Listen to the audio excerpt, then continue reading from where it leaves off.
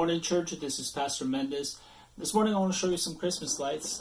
I have these nice red lights here, and I want you to just take a look at them, and I don't think it'll be very long before you notice that this one is out. And that's our tendency. We have all these nice red lights and they're all working, and we have a tendency to always focus on the one that's not. And this is the sort of thinking that Satan exploited with Eve. In Genesis chapter 3, he says, "Now the serpent was more subtle than any beast of the field which the Lord God had made. And he said unto the woman, Yea, had God said, Ye shall not eat of every tree of the garden?" Now, he says, so God won't let you eat of these trees? Now, he knew that wasn't the case. He knew they were prohibited from just one. But what he was doing was manipulating Eve's focus. He doesn't say, wow, isn't God great? He's giving you all these great things and he's done so much for you. No. He says, so God won't let you have one thing. God won't let you do certain things. God won't let you have certain things. And just like that, she forgets the goodness of God. Instead of praising God for everything he has done for her and Adam, she starts to dwell on what God has kept from her in his wisdom. And we tend to easily let our minds dwell on what we don't have, on what we've lost, on what we haven't received. And through our life, we're going to have losses that will hurt. And we're going to have prayers that aren't answered the way that we wanted them to. But we need to be careful who we listen to in those moments. We can get bitter and even feel as if God has let us down.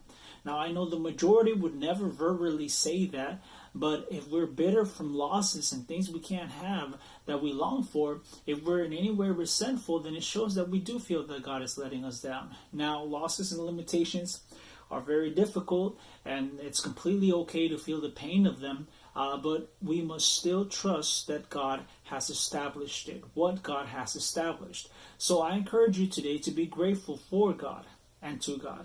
Not so much for things, but for God. I'm thankful that God saved me. I'm thankful that he's with me. I'm thankful that he strengthens me. I'm thankful for God. Be thankful for and to God.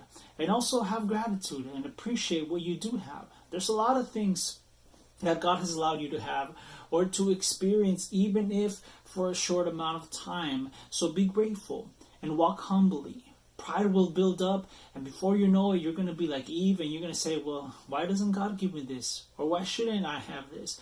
And we start to believe and act like God owes us things, that he's this enslaved genie that has to do as I command, and we forget that God is God, and he has an eternal point of view very different than ours. And most importantly, remember today that you can't trust your feelings, but you can always trust God. You see, Eve didn't understand why, and that's okay, she didn't have to. She just had to trust God.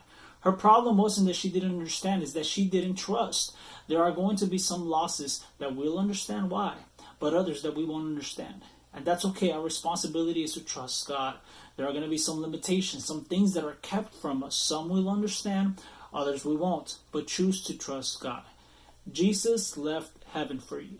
He didn't count what he was going to lose. He was focused on you. So let's not let what we lose or what we don't have make us blind to the greatest treasure we have and that there is. And that is Jesus Christ. God bless you.